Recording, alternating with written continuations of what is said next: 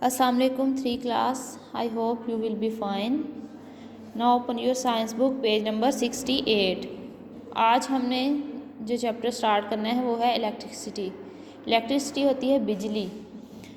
Electricity को हम हर जगह पे यूज़ करते हैं, हमारे घरों में भी यूज़ होती है और बहुत सी चीज़ें जो हैं वो इलेक्ट्रिसिटी से चलती हैं.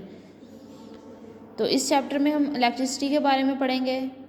फिर नेक्स्ट कंडक्टर इंसुलेटर के बारे में पढ़ेंगे, सर्किट्स के बारे में, फ्लो ऑफ करंट के बारे में कि एक करंट जो है वो सर्किट में से कैसे बहता है, और एक कंप्लीट सर्किट के बारे में पढ़ेंगे.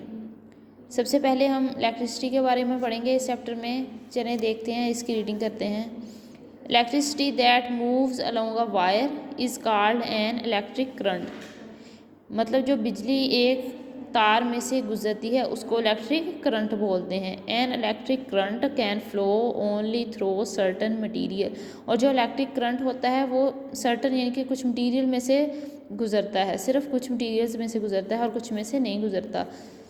Conductor and insulators. कंडक्टर क्या होते हैं? कंडक्टर वो होते हैं जिनमें से वो मटेरियल जिनमें से इलेक्ट्रिसिटी गुजर सकती है. और इंसुलेटर वो होते हैं जिनमें से इलेक्ट्रिसिटी नहीं गुजरती. Some material like metal and would.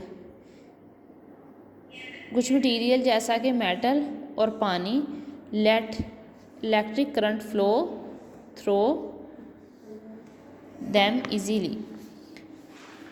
Metal और वाटर जो होता है वो अपने में से आसानी से इलेक्ट्रिक करंट को गुजरने देता है.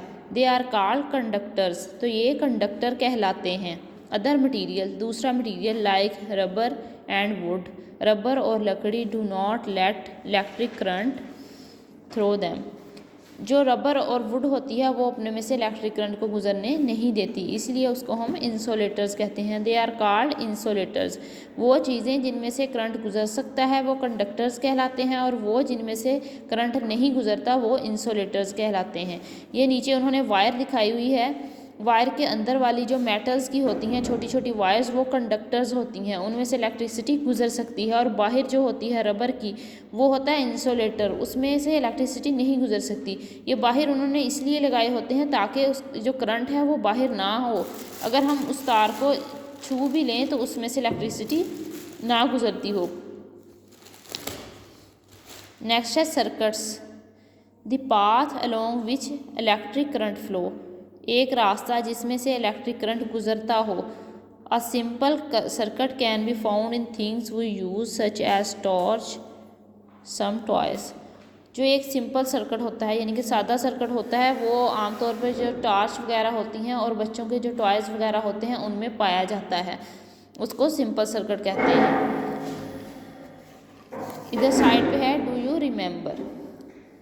Mains electricity is produce in a power station. जो इलेक्ट्रिसिटी होती है वो पावर स्टेशंस में पैदा की जाती है, यानी कि जिसे बिजली घर भी कहते हैं, वहाँ पर इलेक्ट्रिसिटी प्रोड्यूस होती है. इट इज़ ब्रॉड लाई जाती है टू आवर होम्स, हमारे घरों में, through thick wires called cables. हमारे घरों में जिस वायर्स के ज़रिए से लेके आते हैं वो बहुत मोटी होती हैं और उन वायर्स को हम केबल कहते हैं. यहाँ तक हमारी रीडिंग है आज की, और जो वर्ड अंडरलाइन हैं उनके आपने मीनिंग राइट करने हैं. ये आपके मीनिंग्स हैं. इलेक्ट्रिसिटी बिजली, मूव हरकत करना, वायर तार, फ्लो बहना, इजीली आसानी से, कंडक्टर जिनमें से करंट गुजर सके, वो चीज़ें जिनमें से करंट गुजर सकता है.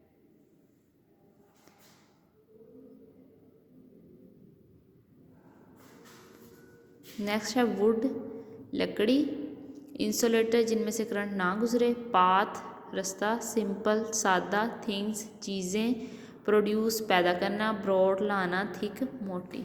ये आपने अच्छे से रीडिंग करनी है और इनके वर्ड मीनिंग्स भी राइट करने हैं. नेक्स्ट इंशाल्लाह हम कल करेंगे. अल्लाह हाफिज़.